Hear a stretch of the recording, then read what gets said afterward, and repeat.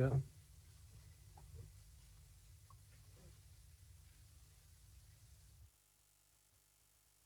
Doesn't seem to be anyone on there at the moment. It's just me, looking cold.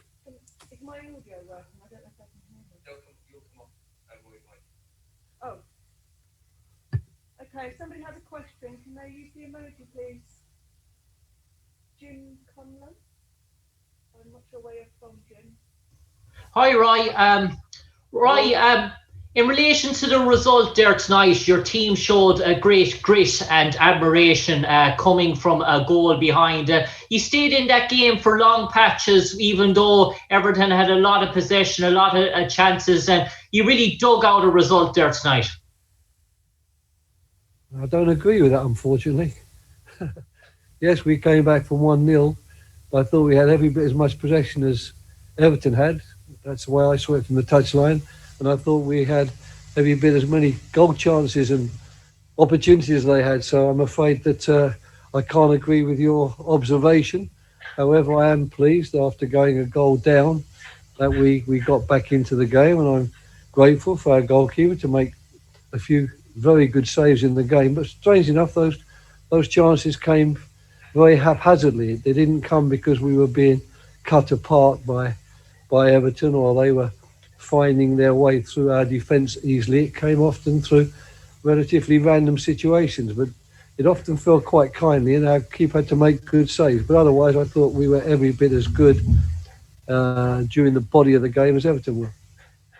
And I suppose, Roy, in terms of the end of the season now, in terms of your goals, is it really to push on and try and finish in the top 10 for the end of the season, or is the first marker to get past that 40 points?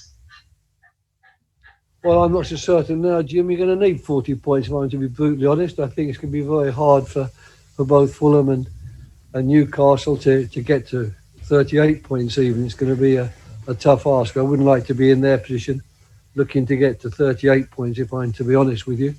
But yes, it would be nice to get a few more and get over the 40 mark so that we can really say we've achieved our major goal for the season, which is to keep Crystal Palace in the Premier League.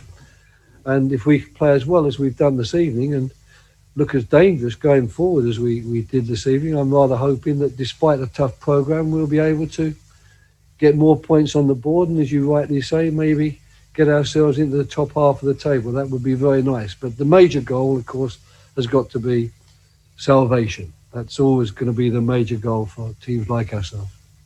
I suppose lastly for me, Roy, in terms of, you mentioned your goalkeeper and he was awarded man of the match there tonight. He had a heroic sort of display as well. And I suppose that must give confidence to defence in a team when you know you have an inspired keeper on a night like tonight. Yes, he was very good tonight. He got called into action. He didn't get called into action that many times, strange enough, but the times he did get called into action, he was forced to make very good saves. But we know that he can do that. We appreciate very much what he does for us and his talent. And so it's nice that today he's got the recognition that we've always given him, because we know how good he is.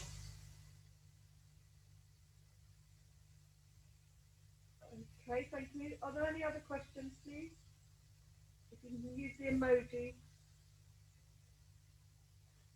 Are there any other questions from anybody? There we go. Joe Doyle from Football London.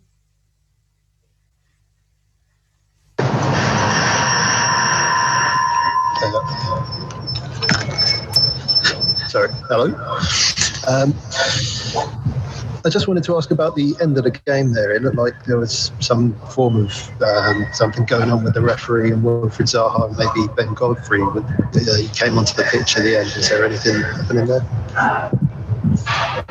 You know me better than that. I mean, I've just enjoyed a wonderful football match and some very, very good play from both teams. And I'm very pleased with the way Crystal Palace performed. And, a minor incident, which I didn't see and have got no real opinion of.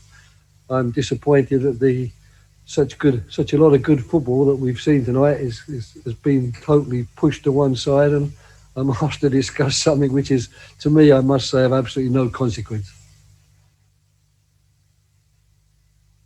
Okay, Joe. Any other questions? Can I have another, if that's all right? Okay, just on the game today, you said. It is it. Okay. Yeah, I can't see sorry. I can't see the picture. That's all. It doesn't sound like it. But go on. Another question. Go ahead. Sorry. Yeah, you said before the game in the pre-match press conference that Zaha and Schlupp coming back would hopefully help you going forward. I just wanted to get your thoughts on Schlupp's introduction. He looked to really change it a bit. Yeah, she was very good. I mean, he wasn't the only one of our attacking-minded players who was very good today.